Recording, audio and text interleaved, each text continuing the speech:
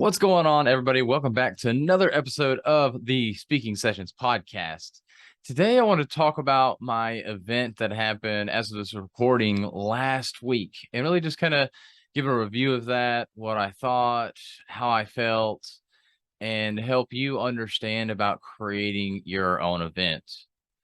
So I started developing this event probably about 3 months, a little over 3 months before actually doing the event. It was exciting. I was ready to go, and took about 3 months to get everything prepared, get the speakers in place, had the venue and everything like that. And before I really get into this, I want to give you lessons learned and also the things that I felt good about, that I didn't feel good about. I'm going to give you all the feelings around that, and again, the lessons learned and everything for you. So I hope it's a very impactful thing for you to take away and learn from the things I did right and the things that I didn't do so well. So I started about 3 months out, which at a minimum, if you're doing an event, especially, well, really just any event in general, unless if you have an amazing following or you want to just do something real quick, you're not trying to go high scale, go pay for a venue and go out of town or out of the country or anything like that. 3 months, I would say, is an absolute minimum. I think 6 months really is better, is then you can really prepare yourself to get everything in line, and then find the venue first. This is what I failed to do. I kind of started finding the speakers first, and then I found the venue. And the thing is, you can find speakers. They're kind of a dime a dozen, if you will. And it kind of hurts to say that. But in all truth and reality, you can find plenty of people that are willing to speak. They may not be the best people, but you can find people, worst case scenario, if you're just struggling to find anybody to actually meet that deadline that you have, the event venue, when you're going to have it, when you're going to do the actual event. That may be hard to have people schedule out, but that's why you want to do like 6 months out. Find that venue, find out where that's at, and which is another thing, actually, not to mention that people might already be booked, venues may already be booked. So if you're doing it 3 months out, you're going to have a hard time finding a venue. And I did have that struggle with a couple places. I did finally land upon one, and it was actually not booked. And it was awesome because I only put like $25 down. So it was really cheap up front, just the deposit. So then I could go and find people to come to the event, to actually be attendees at the event. So I started posting on social media. I ran some ads. Ads got a lot of views, but nobody bought off of that. But the biggest thing that I found out from friends that have commented on my posts a lot, and we follow each other and everything, is that they said, I never really saw the event that much. So that was definitely a lesson learned for me, that I need to post more about it. And I think about products like Coke or Apple or these big name products, and they're posting all the time. And this is a struggle I have, is to post about things that I do all the time. And I was posting on story some, but I was never making that actual post that's going to stay there until I delete it. The story, of course, goes away in 24 hours. So I need to post more next time. So if you're doing an event, make sure you're continuing to post about it. And obviously you're trying to get a sale, so you're not going to want to continue to post that and only post that every single day per se. Make sure you have other content to fill in for all those asks that you start doing, because people are leery about that. If that's all you're doing is just giving asks, or you're asking for things all the time, not giving asks, but asking for things all the time, people are going to be leery, really wonder if you're genuinely trying to help people, or is it that you're just trying to get your next sale. So while you do need to post about it a lot, talk about it in a way that's not like, hey, come to my event. Hey, come to my event. My event's going to be amazing. You should come. Start talking about why you did the event. Talk about the speakers that are coming. And you can do that in different ways. And I didn't quite do this, but you can obviously announce a speaker. It's an easy one to do. Okay, we're going to have Philip Sessions come speak at the Upstate Small Business Conference. And then you can say, Philip Sessions is one of our speakers, and he's a Christian father, husband, fitness enthusiast, public speaking coach, and you can give into that bio, and then you can talk about, okay, once you finally get that title of the speech, what the speaker is going to speak about, then you can talk about that too. So you can give all these little things to get excitement. And then it's not always, hey, come to the event. You're going to want to come buy a ticket. And that's where the ads would come in, where you could help out with that to be able to get people to buy. And you're not exclusively telling them. Everybody understands it's an ad. But if it's on your personal page, you need to make sure it's not exclusively asking for a sale every single time. You're trying to build that interest to get people to come to the event. So when you get your speakers, you need to make sure that they're speaking on subjects that you want to talk about. So really, I need to backtrack real quick. Before you even create your event, you need to know what the end goal is. What are you trying to get out of the event? Are you trying to get new coaching clients? Are you trying to build brand awareness?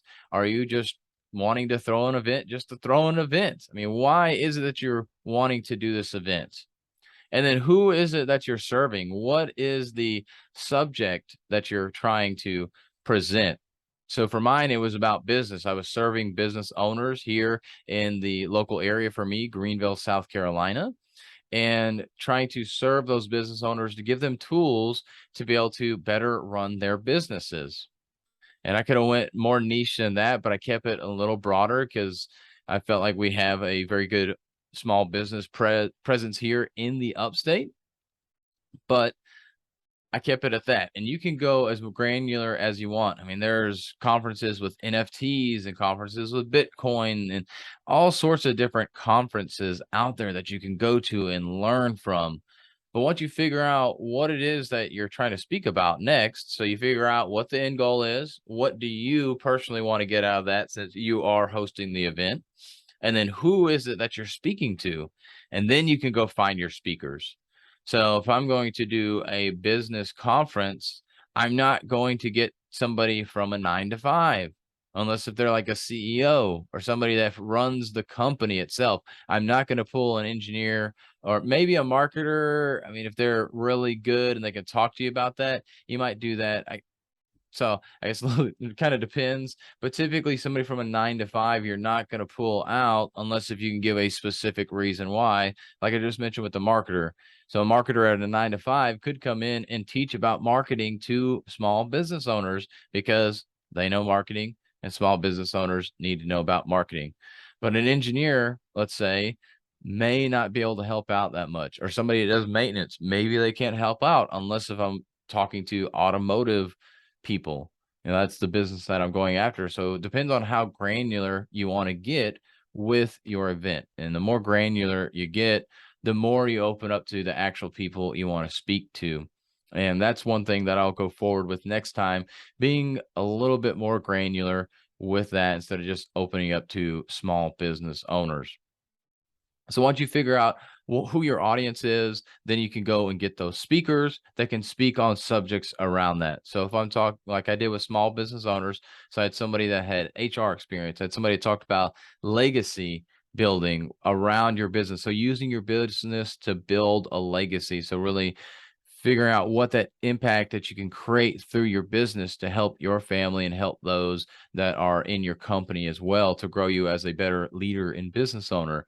And then I spoke personally on communication and how you as a business owner need to communicate. We had somebody from the trades that came and talked about marketing yourself. So not social media marketing, but marketing yourself as a tradesperson. When you go up to somebody's house to do work for them, if you're a painter, you don't want to have paint just all over your clothes unless if you're painting at the moment. That's understandable. But if you're coming up to try and get the sell, which I don't know if painters really go door to door, but let's say you go door to door and you got paint all over you, unless you have your paint truck there with you, that's not going to look very good. So make sure you present yourself in a professional manner. And that's what the one speaker talked about. And we had resiliency and intentionality talks as well, because you have to have that resiliency within small business, and you have to be intentional with the things that you do in small business. And so this is kind of wrapped up all of our speakers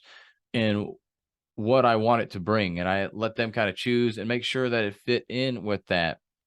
But when you need to vet those speakers as well. That's a big thing. You can't just pick people. And if you ask just in general, hey, would anybody like to speak at this conference?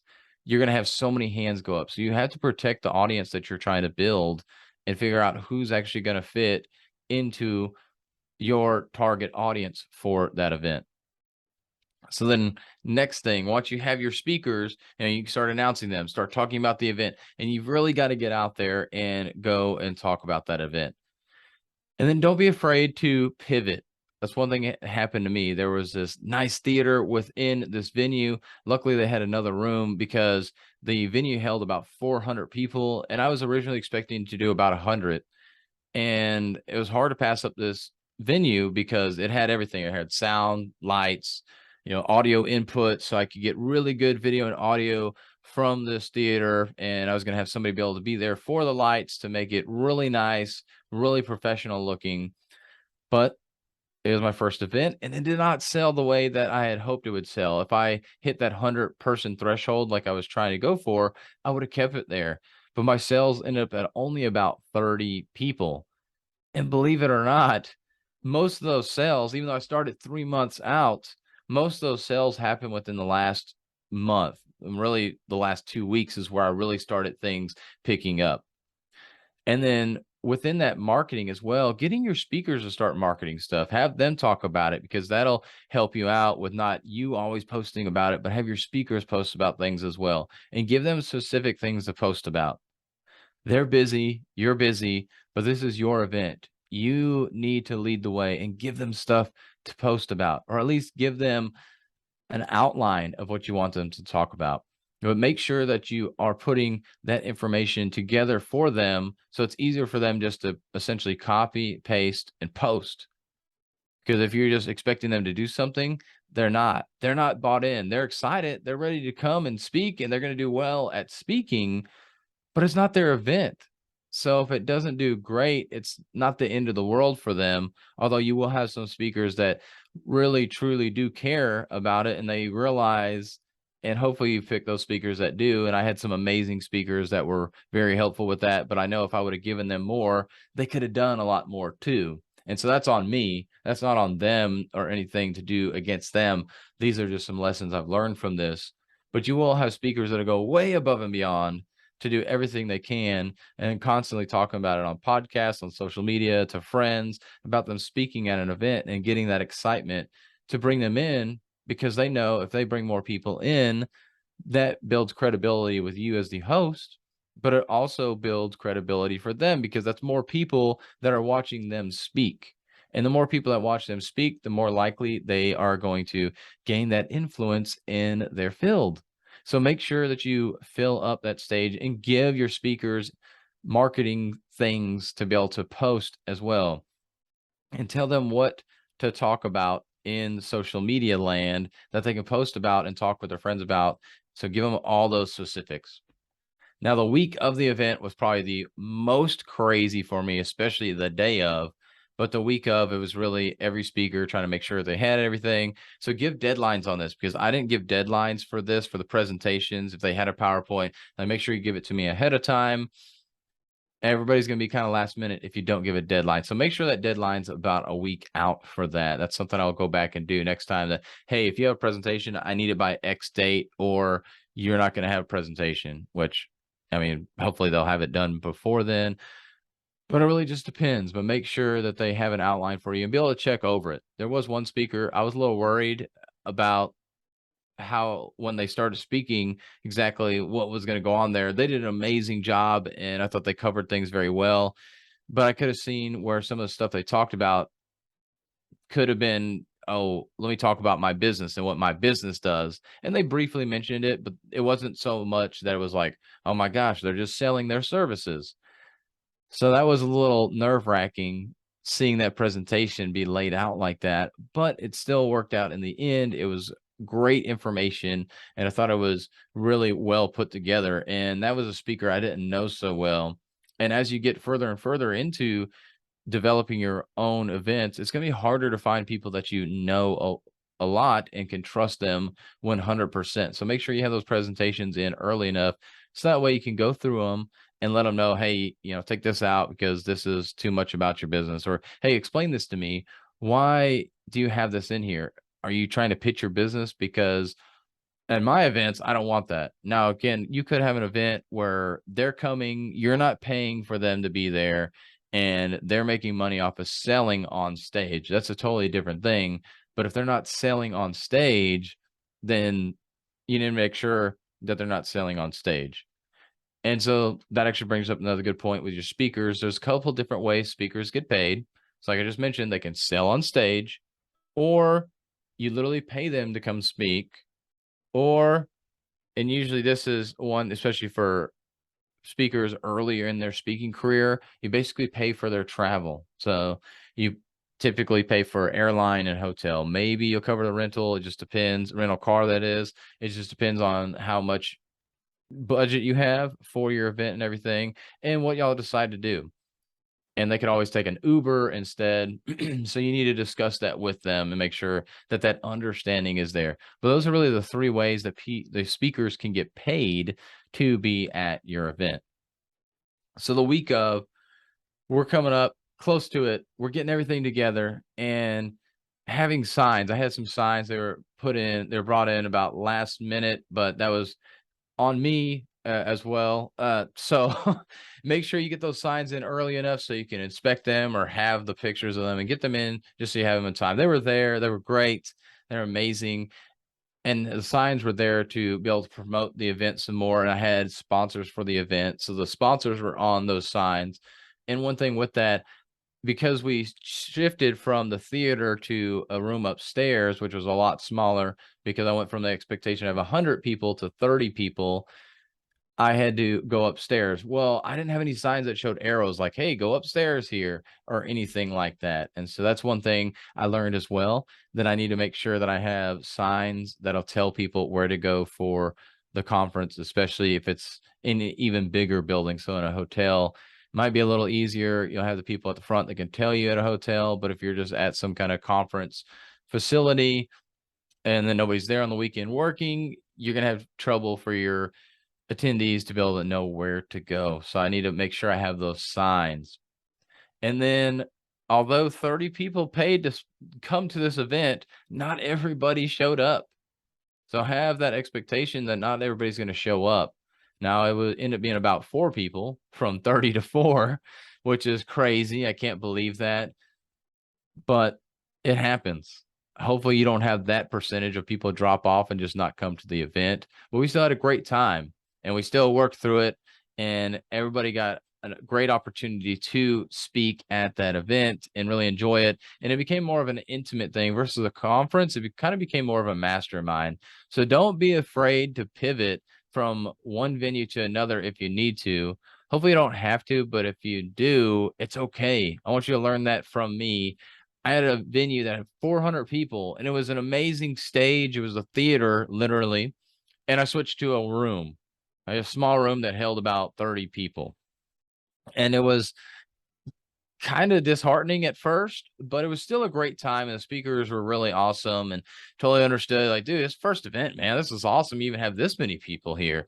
So I don't really keep that in mind as well. So I was kind of beating myself up because, like, I expected more people to show up and they didn't, but I can't control that. And we still had a great time. And I'm still thankful that I was able to do that event, and so grateful for all the amazing speakers that were there. But I want to set that expectation for you as well, that you may not get all the speakers that you want, or sorry, not speakers, but attendees at the event that you want as well. But just do it anyways. It's going to happen. You got to get those first couple reps out. It's just like speaking, just like doing anything. Those first couple reps suck, but you got to do it anyways, and it'll get better. So big things to take away from all that I said. Make sure you go back and listen to the whole thing if you didn't catch everything, if you didn't write notes down because you're driving at the moment. But biggest things, market yourself, market your event. Talk about it in different ways. Talk about the speakers in different ways. Give the speakers things to go market themselves, so that way you aren't doing all the marketing and people can see from their network, because you're not friends with their friends. And so they can bring in people simply because they posted as well. So give them things to post about. And then last thing I'll say is don't be afraid to pivot. It's okay. Don't give up. Don't lose heart, but make sure you're prepared. And having that small room helped the event look a little bit bigger, because if I would have had, I think it was 13 people, something like that, 11 to 13 people, something like that, show up for the event. And if I would have had in that big theater room, it would have looked crazy empty. It still looked kind of empty in that room of 30 people, but definitely 11 people in a 30-person room versus 11 people in a 400-person room was a big difference. And of course, the cost was substantially less also. But the thing was that it looked a little bit more filled. And then also make sure you get a videographer and photographer to come in and take those videos and pictures, so you have that proof that you did your event, that you have somebody professional do that. Don't skip out on that. Don't be a cheapskate and not do that. Make sure that you get that videographer and photographer, or at a minimum, at least a photographer showing that you doing an event and everything like that. But I hope these tips helped. I hope these lessons learned from me helped you out. It was an amazing event. I was so filled. My heart was so filled whenever I did the event, just because I was able to put people on stage, and the gratitude that they had for having me put them on stage as well. So it was really cool. And so if you've never done one, definitely do one. If you want to know more about that, if you want to get some coaching on building your own stage, or about getting on stage yourself, getting better at public speaking, I would love to help you out. Reach out to me. You can find me at speakingsessions.com, or you can find me at The Real Philip Sessions on Facebook. And with that, y'all have a great day.